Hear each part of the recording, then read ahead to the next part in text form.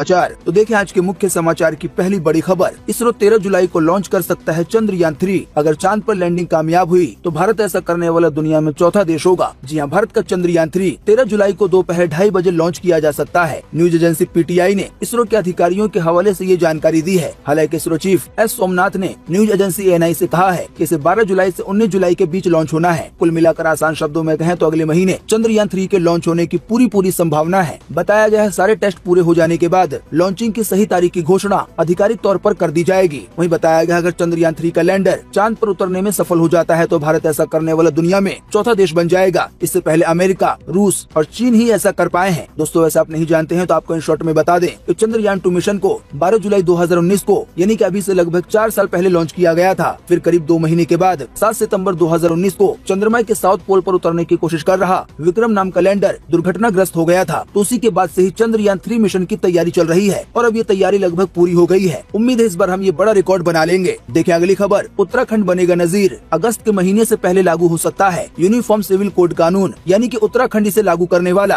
पहला राज्य बन सकता है। जी हाँ, उत्तराखंड में यूनिफॉर्म सिविल कोड यानी कि UCC को अगस्त के महीने से पहले लागू किया जा सकता है। वहाँ के मुख्यमंत्री पुष्कर सिंह धामी ने सबसे पहले UCC को लेकर पहल की थी। उनका कहना है कि ये संविधान के मूल भावनाएं के अनुरूप है और उत्तराखंड इसकी अगुवाई करेगा। इसी मामले पे प्रधानमंत्री मोदी भी कह चुके हैं कि एक घर में 2 कानून नहीं हो सकते। कुल मिलाकर आसान शब्दों में कहें तो आने वाले दिनों में जल्द ही यूनिफॉर्म सिविल कोड, जिसको लेकर पूरे देश में चर्चा चल रही है, ये जल्द ही लागू हो सकता है। वहीं आपको बता दें ऐसा लग रहा है कि यूनिफॉर्म सिविल कोड राज्यों के हिसाब से लागू किया जाएगा। कहने का मतलब ये है कि ऐसा नहीं है कि इसे पूरे देश में एक साथ लागू कर दिया जाएगा। वैसे आप में से जो लोग यूनिफॉर्म सिविल कोड कानून के बारे में नहीं जानते हैं तो आइए उन लोगों को इस कानून के बारे में बड़े ही आसान शब्दों में बताते हैं। यानी कि यूनिफॉर्म सिविल कोड कानून क्या है। आपको बता दें इसी कानून को हिंदी भाषा में समान नागरिक संहिता कानून कहा जा रहा है। आसान शब्दों में कहें तो इसका मतलब होता है सभी लोगों के लिए एक जैसा नियम। दोस्तों आमतौर पे किसी भी देश में 2 तरह के कानून होते हैं। पहला होता है क्रिमिनल कानून और दूसरा होता है सिविल कानून। क्रिमिनल कानून में चोरी, लूट, मारपीट, हत्या जैसे आपराधिक मामलों की सुनवाई की जाती है। इसमें सभी धर्मों या समुदाय के लिए एक ही तरह की कोर्ट और जो सजा देने का प्रोसेस है उसका प्रावधान, उसका नियम कानून बिल्कुल एक जैसा होता है, चाहे धर्म कोई सा भी हो। मिसाल के तौर पे समझे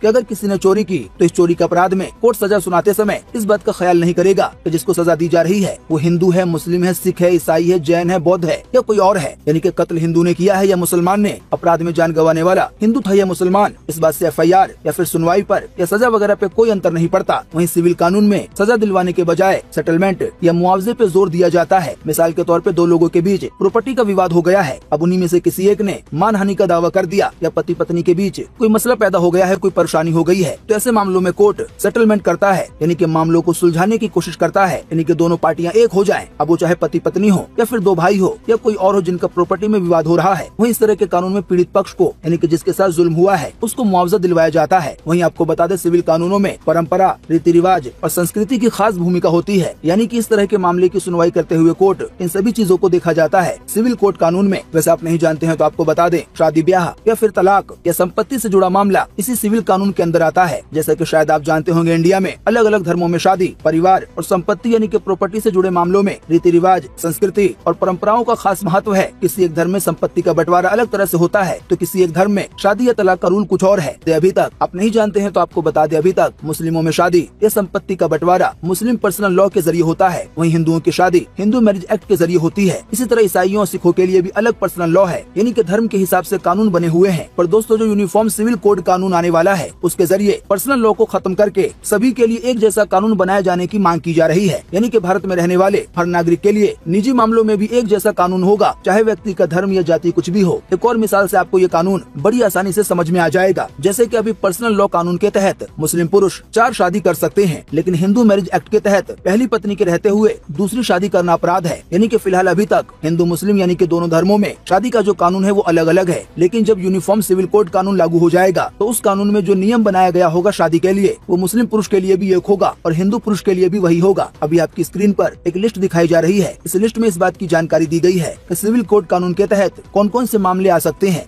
देखिए अगली खबर, टीवी पे फिर आ रही है रामायण। आदिपुरुष मूवी पर उपजे विवाद के बीच रिपीट टेलीकास्ट का लिया गया है फैसला। जी हाँ, रामानंद सागर की रामायण का टीवी पर फिर से प्रसारण होने जा रहा है। यह ऐतिहासिक शो आने वाले 3 जुलाई से फिर से ऑन एयर होने जा रहा है। आप इसे शेमारू टीवी पर देख सकेंगे। रामायण को टीवी पे फिर से दिखाने का फैसला तब लिया गया है जब आदिपुरुष मूवी को लेकर लोगों में रोष देखने को मिल रहा है और आदिपुरुष मूवी के जरिए रामायण की एक गलत छवि लोगों के सामने पेश की गई है। इसी की वजह से कहा जा रहा है शायद उसी छवि को सुधारने के लिए दोबारा रामायण का टेलीकास्ट किया जाएगा आने वाले 3 जुलाई 2023 से। देखिए अगली खबर, फिल्म 72 हुर्रे का ट्रेलर हुआ रिलीज। हर जगह बिछी दिखी लाशें, युवाओं का ब्रेन वॉश कर उन्हें आतंकी बनाने पर यह फिल्म है आधारित। फिल्म के ट्रेलर में दिखाया गया है कि कैसे कट्टरपंथियों के बहकावे में आकर युवा अपने आप की अपनी ही जान ले लेते हैं। अपने बदन पे बम लगाकर, यानी किस तरह के बॉम्बर अपने बदन पे ही बम लगाकर किसी भीड़ भाड़ वाली जगहों पे चले जाते हैं और बम के धमाके का बटन दबा देते हैं। इस धमाके में वो खुद भी मरते हैं और कई लोगों को लेके मरते हैं। तो 72 हुर्रे फिल्म का जो ट्रेलर है उसमें यही दिखाया गया है कि कैसे एक आतंकवादी को 72 हुर्रों का लालच देकर उसे बहकाया जाता है। हालांकि दोस्तों आपको बता दें, इस मूवी के ट्रेलर में जैसे सीन्स वगैरह दिखाए गए हैं उसको सेंसर बोर्ड ने आपत्तिजनक माना है। इसी की वजह से इस मूवी का ट्रेलर सिनेमा हॉल यानी कि थिएटर वगैरह में रिलीज नहीं किया गया है और शायद ऐसा लगता है ये मूवी भी सिनेमा घरों में रिलीज नहीं हो पाएगी। लेकिन अगर सेंसर बोर्ड की परमिशन मिल जाती है तो फिर ये रिलीज भी हो सकती है। देखिए अगली खबर, बद्रीनाथ में नहीं पढ़ी जाएगी बकरीद की नमाज। आइए बताएं अधिक जानकारी। जी उत्तराखंड पुलिस ने बद्रीनाथ में बकरीद की नमाज पढ़ने पर रोक लगा दी है। पुलिस ने शांति समिति बैठक में कहा है कि यहाँ जितने भी मुस्लिम समाज के लोग हैं वो 40 किलोमीटर दूर जोशीमठ में जाके नमाज अदा करें। बद्रीनाथ के थाना प्रभारी केसी भट्ट ने कहा है कि यहाँ मुस्लिम समाज के लोग स्थायी रूप से नहीं रहते हैं। वहीं बताया गया है ये फैसला सभी की सहमति से लिया गया है। देखिए अगली खबर, आने वाले जुलाई के महीने से हो सकते हैं 2 बड़े बदलाव। आइए बताएं अधिक जानकारी। तो पहला बड़ा बदलाव हो सकता है एलपीजी गैस सिलेंडर के दाम को लेकर। दोस्तों अभी हाल ही में बीते 1 तारीख को यानी कि 1 जून 2023 को गैस सिलेंडर के नए दाम जारी किए गए थे। तो उस समय जो 19 किलो वाला कमर्शियल गैस सिलेंडर है उसके दामों में कटौती की गई थी। हालांकि जो 14 किलो 200 ग्राम वाला यानी कि घरेलू गैस सिलेंडर है उसके दाम में कोई बदलाव नहीं किया गया था। ऐसे में अब ये खबर आ रही है कि आने वाले 1 जुलाई को एक बार फिर से गैस सिलेंडर के दामों में बदलाव किया जा सकता है और क्या पता ये सस्ता हो जाए या फिर महंगा हो जाए। वहीं दूसरा बड़ा बदलाव हो सकता है सीएनजी और पीएनजी के दाम को लेकर। आप में से जो लोग नहीं जानते हैं उन्हें हम बता दें कि पीएनजी उस रसोई गैस को कहा जाता है जो पाइपलाइन के जरिए लोगों के घरों तक पहुंचाई जाती है और सीएनजी तो आप जानते ही होंगे। तो बताया गया सीएनजी और पीएनजी के दाम भी तय किए जा सकते हैं 1 जुलाई 2023 को। तब ये भी सस्ता हो सकता है या फिर महंगा हो सकता है। देखिए अगली खबर, देश में 4 लाख सड़क हादसों में 1.5 लाख लोगों की गई जान, जुर्माना बढ़ने का नहीं दिख रहा असर। जी हाँ, देश में नया मोटर वाहन अधिनियम लागू होने के बाद ये उम्मीद बंधी थी कि अब सड़क हादसों में कमी आएगी, लेकिन ऐसा नहीं हो सका है। मौजूदा समय में सड़क हादसे बढ़ रहे हैं। बताया गया 4 साल पहले लागू हुए नए मोटर वाहन अधिनियम में चालान राशि में कई गुना बढ़ोतरी हुई थी। देश में प्रतिवर्ष यानी कि हर साल 4 लाख से ज्यादा सड़क हादसे हो रहे हैं। इन हादसों में रोजाना औसतन 421 लोगों की जान जा रही है। अमेरिका में 1 साल के दौरान 19 लाख हादसे हुए, लेकिन मौत का आंकड़ा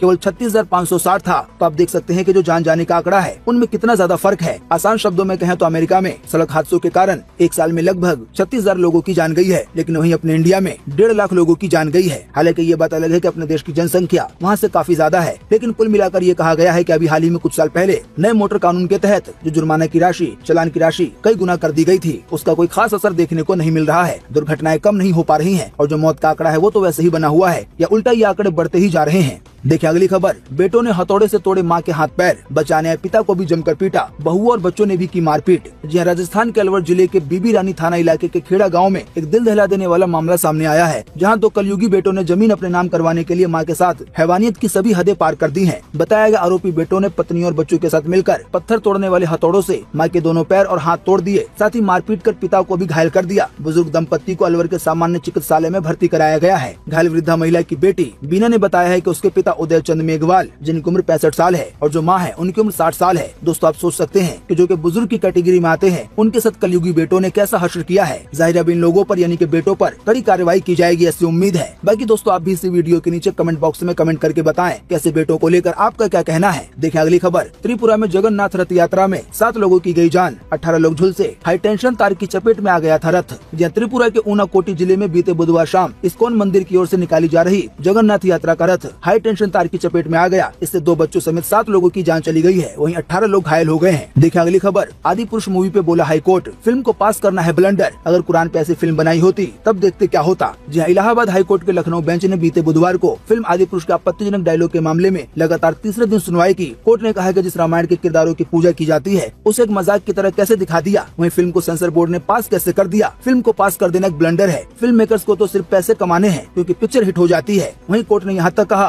कि अगर आप कुरान पर एक छोटी सी डॉक्यूमेंट्री बनाकर देखिए जिसमें गलत चीजों को दर्शाया गया हो तो आप आपको पता चल जाएगा कि क्या हो सकता है। आपको कुरान बाइबल को भी नहीं छूना चाहिए। मैं ये क्लियर कर दूं कि किसी भी एक धर्म को टच ना करिए। आप किसी भी धर्म के बारे में गलत ना दिखाएं। दोस्तों, कुल मिलाकर आसान शब्दों में कहें तो अभी लगातार 3 दिन से आदिपुरुष मूवी को बनाने में जो लोग शामिल है, उन सभी लोगों की खटिया खड़ी की जा रही है। यानी कि बहुत सारी बातें कोर्ट द्वारा सुनाई जा रही हैं। और जिन्होंने इस मूवी के डायलॉग लिखे हैं, यानी कि मनोज मुंतशिर ने, उनसे तो 1 हफ्ते के अंदर जवाब भी मांगा गया है कि आखिर उन्होंने ऐसा क्यों किया। देखिए अगली खबर। शमशान घाट में युवती के साथ 2 युवकों ने किया सामूहिक दुष्कर्म, नशे में पार की दरिंदगी की हदें। जी हां, देहरादून में ई-रिक्शा में लेकर जाकर टपकेश्वर मंदिर के पास शमशान घाट में एक युवती से 2 युवकों ने दुष्कर्म को अंजाम दिया। जी हाँ, आपने बिल्कुल सही सुना। 2 युवकों ने यहाँ वहाँ नहीं बल्कि शमशान घाट में लड़की को ले जाकर उसके साथ सामूहिक दुष्कर्म को अंजाम दिया है। साथ ही उन्होंने मारपीट की और लड़की का वीडियो भी बनाया। बताया गया आरोपियों को गिरफ्तार कर लिया गया है। देखिए अगली खबर। भीम आर्मी चीफ चंद्रशेखर पर हुआ जानलेवा हमला, पेट को छूते हुए निकली गोली। जी उत्तर प्रदेश से सहारनपुर के देवबंद इलाके में भीम आर्मी चीफ चंद्रशेखर आजाद पर जानलेवा हमला हुआ। वो दिल्ली से अपने घर सहारनपुर के छुटमलपुर कस्बे जा रहे थे। इसी दौरान उन पर हमला किया गया। बताया गया बंदूक की गोली उनके पेट को छूकर निकल गई। वहीं बताया गया आरोपियों ने गोली 4 बार चलाई थी। देखिए अगली खबर। चीन के वुहान का रिसर्चर बोला, कोरोना वायरस से चीन का बायो वेपन, हमें लैब में 4 स्ट्रेन मिले, टेस्ट करना था कि कौन सा सबसे ज्यादा संक्रामक है। जी हाँ, कोरोना वायरस को लेकर ये बड़ा खुलासा हो रहा है, जिसमें ये बताया गया है चीन के वुहान के ही रिसर्चर ने इस बात को कबूला है कि कोरोना वायरस चीन का बायो वेपन है। यानी कि दोस्तों, पहले जमाने में तलवार या तीर वगैरह हथियार होता था, फिर उसके बाद तकनीक आगे बढ़ी और लड़ाकू विमान आ गए, बंदूक आ गया, राइफल वगैरह आ गए। तो इसी तरह से बायो वेपन भी एक हथियार है, लेकिन इसमें न तो बंदूक का इस्तेमाल किया जाता है, न ही तलवार का और न ही लड़ाकू विमानों का, बल्कि इसमें इस्तेमाल किया जाता है वायरस का। इसी बायो वेपन कहा जाता है। यानी कि अगर किसी देश के पास कोई ऐसा वायरस है जिसके जरिए लोगों की जान जा सकती है, लेकिन उस वायरस का तोड़ उस देश के पास तो है लेकिन दूसरे देश के पास नहीं है, तो ऐसे में अगर वो जंग के दौरान किसी दूसरे देश में उस वायरस को फैला देता है और वहाँ लोगों की जान जाने लगती है, तो इसी काम को, इसी वायरस को बायो वेपन कहा जाता है। तो चीन के वुहान के रिसर्चर ने ये बात खुद कबूली है कि कोरोना वायरस चीन का बायो वेपन है। उसने ये भी कहा है कि हमें लैब में टेस्ट करने के दौरान 4 तरह के कोरोना वायरस मिले थे। हमें टेस्ट करना था कि सबसे ज्यादा खतरनाक यानी कि संक्रामक कौन सा है। तो कोरोना वायरस को लेकर ये बड़ा खुलासा हुआ है। देखिए अगली खबर। 24 घंटे में 19 राज्यों में है भारी बारिश का अनुमान। आइए बताएं अधिक जानकारी। जी हाँ, मौसम विभाग के मुताबिक देश भर में मानसून ने रफ्तार पकड़ ली है। उत्तर पश्चिमी राज्यों में अब तक सामान्य से 40% ज्यादा बारिश हो चुकी है। ऐसे में हालात कई जगहों पे बद से बदतर हो गए हैं। कई जगहों पे पानी भर गया है, कई जगहों पे बाढ़ जैसे हालात पैदा हो गए हैं, क्योंकि बारिश जितनी होनी चाहिए उससे 40% ज्यादा हो गई है। वहीं बताया गया देश के पूर्वी, मध्य और उत्तर पश्चिम और पश्चिम राज्यों में आने वाले 4 दिनों तक मानसून यानी कि बारिश का मौसम सक्रिय रहेगा, बारिश होती रहेगी। वहीं इसी कड़ी में मौसम विभाग ने अगले 24 घंटे के लिए 19 राज्यों में भारी बारिश होने का अनुमान जताया है। आप इस तस्वीर के जरिए अपनी स्क्रीन पर देख सकते हैं कि अगले 24 घंटों के दौरान देश के किस हिस्से में मध्यम बारिश होगी और देश के किस हिस्से में ज्यादा बारिश होगी। जैसे कि बताया गया है बिहार, सिक्किम, असम, मेघालय, अरुणाचल प्रदेश, नागालैंड, मणिपुर, मिजोरम, पश्चिम बंगाल, उड़ीसा, गोवा, मध्य प्रदेश, गुजरात, राजस्थान, ये वो सभी राज्य हैं जहां पर भारी बारिश होने का अनुमान है अगले 24 घंटे के लिए। वहीं जम्मू कश्मीर, पंजाब, हरियाणा, दिल्ली, पश्चिम बंगाल, कर्नाटक, केरल, तमिलनाडु वगैरह में भारी से कम यानी कि मध्यम बारिश होने का अनुमान है। बाकी आप विस्तार से वीडियो को रोककर देख सकते हैं। देखिए अगली खबर। गन्ने का न्यूनतम मूल्य बढ़कर 315 रुपए प्रति क्विंटल हुआ। कैबिनेट ने यूरिया सब्सिडी के लिए 3.68 लाख करोड़ का ऐलान भी किया है। जी हां, प्रधानमंत्री मोदी की अध्यक्षता में बीते बुधवार को कैबिनेट की बैठक हुई। इसमें कई अहम फैसले लिए गए। केंद्रीय मंत्री अनुराग ठाकुर ने बताया कि कैबिनेट मीटिंग में सरकार ने अगले सीजन के लिए गन्ने की उचित और लाभकारी मूल्य यानी कि FRP को बढ़ाने का फैसला किया है। इसे बढ़ा के 2023-24 के लिए 310 रुपए प्रति क्विंटल कर दिया गया है। इससे किसानों का फायदा होगा। देखिए अगली खबर। विदेश में आम आदमी पार्टी नेता लड़की संग रंगरलियां मनाता हुआ पकड़ा गया। कमरे में अचानक पहुंच गई थी पत्नी। जी हां, विदेश में आम आदमी पार्टी के नेता को एक लड़की के साथ रंगरलियां मनाते हुए उसकी पत्नी ने रंगे हाथ पकड़ लिया। वैंकूवर यानी कि कनाडा के उपाध्यक्ष जसवंत सिंह अटवाल कमरे में पंजाबी लड़की के साथ थे। इसी दौरान पत्नी कमरे में पहुंच गई। लड़की के साथ पति को देख पत्नी भड़क गई। इसकी वीडियो भी सोशल मीडिया पे खूब वायरल हो रही। हमारे YouTube चैनल को सब्सक्राइब करें और नई वीडियो की नोटिफिकेशन के लिए बेल आइकॉन को दबाएं